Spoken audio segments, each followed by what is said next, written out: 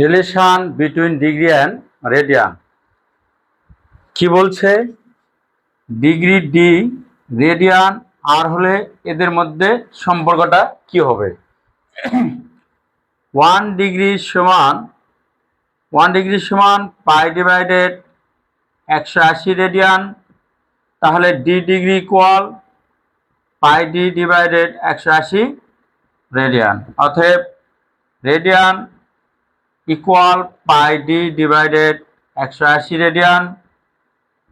তাহলে R equal pi D divided 180 R divided pi equal D divided 180। এটা relation between degree and radian. ঘড়ির ঘন্টার কাঁটা এবং মিনিটের কাঁটার মধ্যবর্তী কোণ আমরা খুব সহজে নির্ণয় করতে পারবো। সূত্র নম্বর 1 কি বলছে?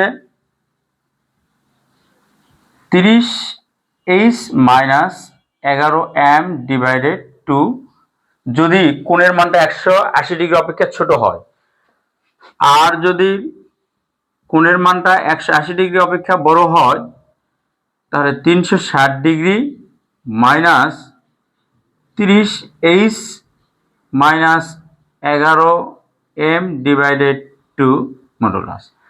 180 ডিগ্রি অপেক্ষা যদি এই মানটা বড় হয় তাহলে এই সূত্র, আর 180 ডিগ্রি অপেক্ষা ছোট হয় তাহলে এই সূত্র। এইচ হচ্ছে ঘন্টা আর এম হচ্ছে মিনিট।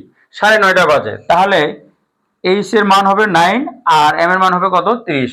এখানে ক্যালকুলেশন করলে 105 ডিগ্রি পাওয়া যাবে। খুব সহজে কিন্তু আমরা নির্ণয় করতে পারলাম। কিভাবে আমরা ডিগ্রি, মিনিট এবং সেকেন্ড থেকে রেডিয়ানে প্রকাশ করব তার কৌশল। যেমন 50 ডিগ্রি 37 মিনিট 30 সেকেন্ডকে কিভাবে আমরা রেডিয়ানে প্রকাশ করব? 50 যোগ 37 60 মিনিট সমান 1 ডিগ্রি, 30 ভাগ 3600 সেকেন্ড সমান 3600 দ্বারা ভাগ দিলে সেকেন্ড থেকে ডিগ্রি হবে এত ডিগ্রি। তাহলে ক্যালকুলেশন করলে 405 ডিভাইডেড 8 ডিগ্রি, তাহলে 405 ডিভাইডেড 8 গুণন পাই ডিভাইডেড কত? 180 রেডিয়ান। তাহলে 9 পাই ডিভাইডেড 32 রেডিয়ান। আমরা খুব সহজে কিন্তু বের করলাম।